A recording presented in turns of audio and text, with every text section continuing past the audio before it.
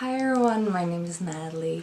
I'm back from my vacation and I thought that I would do a belated June wrap up and talk about the books that I read during my vacation away. So most of you probably know that I was away in Italy for almost 3 weeks. I did some reading and just chilling, and it was just perfect, exactly what I needed. So I'm back and I thought that I would talk about the books that I've been reading recently because I never got a chance to do a June wrap up before I left. If my voice sounds weird, it's because I succeeded in getting a summer cold. So anyway, let's start with the books that I read in June. I started June off with a strange little book, and it is Autobiography I've read by Carson. This is basically a poetry collection or a long form poem, and it's a retelling of a Greek myth. It is the retelling of Geryon, and it basically follows a young teenage boy who is, I think, the Geryon. He has dragon wings and he falls in love with a young man called Heracles. So it is a Greek retelling in a poetry form with modern elements. So they do things that are set in the modern times. I think that this mostly went over my head. I'm not familiar with the original story, and I did sort of read up on it a little bit to try to get more out of this. But what I liked most about this book was actually the introductory pages. It opens with sort of a, I guess not really a prologue, but something like that, called Red Meat, What Difference Did Stesichorus Make? There's appendixes, and then the actual autobiography of Red. So there's, at the end there's also an interview with Stesichorus, so it's the author herself is much more present in the sort of the parts of this book that isn't actually the autobiography of Red, and those were the parts that I liked the most. So I don't really know how to talk about this book because I feel like most of it I don't really understand, aside from the obvious coming of age story of this young man who is gay and who is on the road with this man Heracles and his friend. Even though I have a very ambiguous relationship with this particular book, I do feel like Carson is a really interesting writer and I definitely want to read more of her work. So yeah, make of that what you will, but this was the first book that I read in June. After that, I finally finished Making the Monster, The Science Behind Mary Shelley's Frankenstein by Kathryn Harkup. So this book is basically, as the subtitle says, the science behind the book Frankenstein, but it is also like a historical context for the time that Mary Shelley wrote in.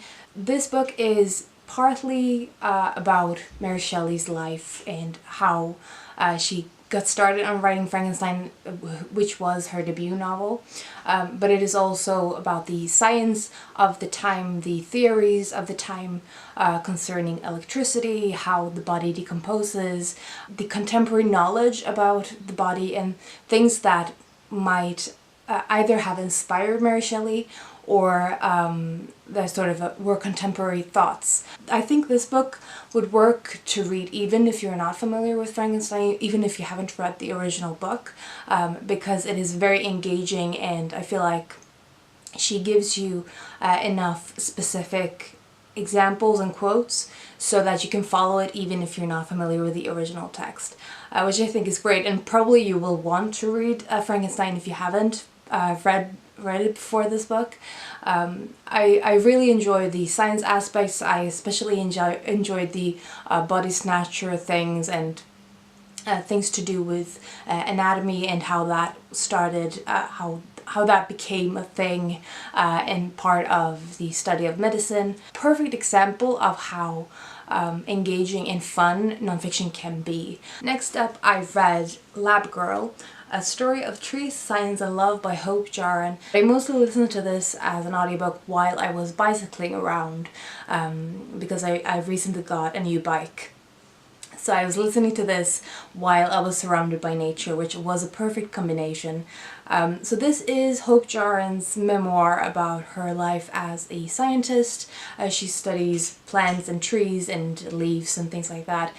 So she talks about her beginning as a scientist, how she was introduced to it through her father, how it became her occupation, and this is a memoir of a scientist, so my favorite parts were the parts where she talked about the life of a researcher, of a professional researcher who does it as a job. Constantly explain the reason for your work, to get more money and to be able to continue to do what you're doing. The sometimes absurdities within science and science research, in sort of the structures and the systems and the jargon and the scientific articles and things like that. It is also a memoir of a general kind. She talks about her meeting her husband, growing up with her family and quite a distant mother, finding a new friend later in life, Bill, who became a really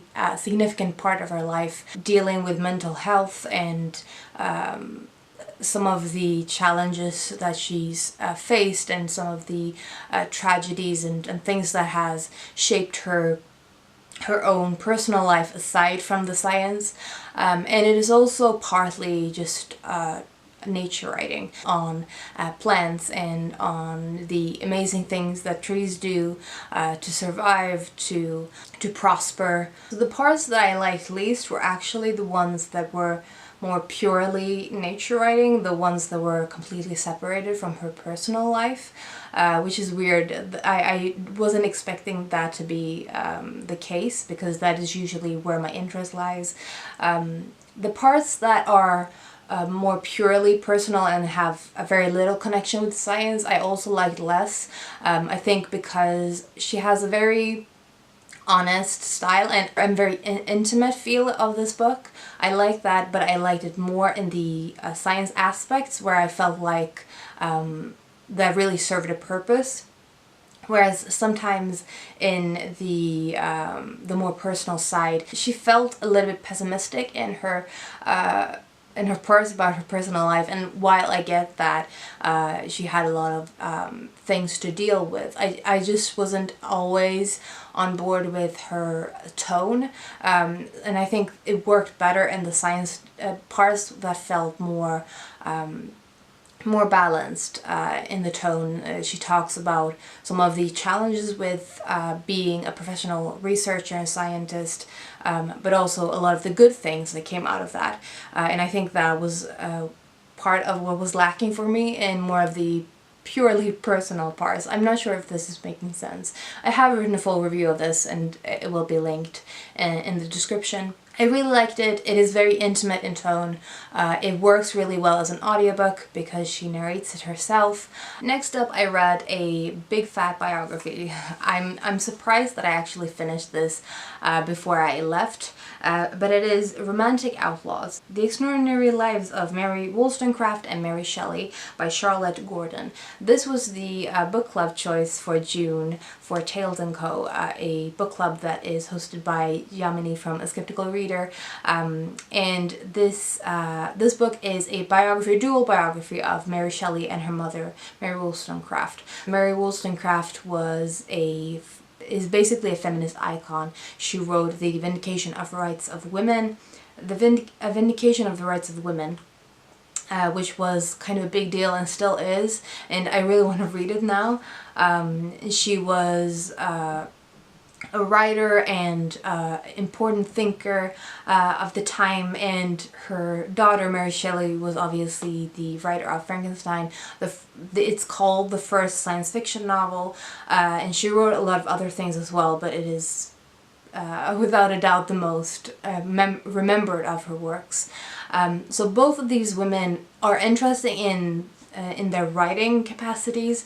They both produced a lot of interesting texts and had a lot of feminist themes within their work, but they also had really interesting and dramatic lives. What I loved about this biography is that Charlotte Gordon really brings them to life. She gives a lot of depth and color to their lives. It is very engaging, and it doesn't feel at all like a long book. Because Mary Wollstonecraft died in connection to Mary Shelley's birth, they never actually lived during the same time.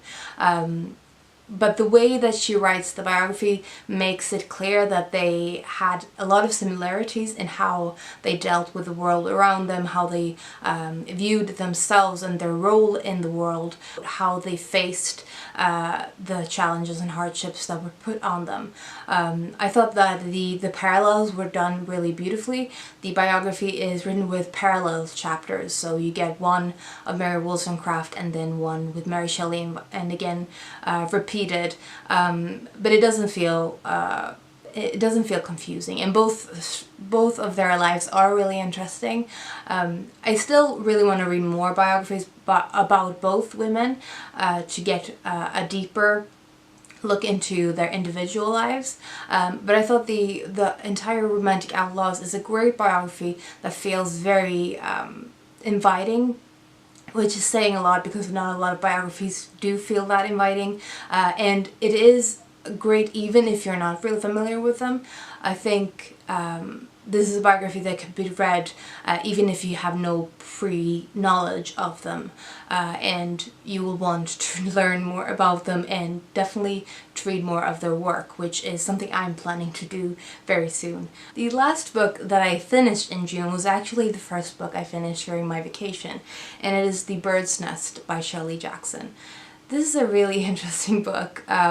It follows a young woman called Elizabeth, who works in a museum, and she goes on about her life and has a very monotone lifestyle. She goes from her home where she lives with her aunt to the museum, works there in an office type situation, works for a few hours and then goes home back to her aunt. And then suddenly there's a hole in her office right beside her working place, and it leads through several levels because they're doing some work in the house or something, or in the building.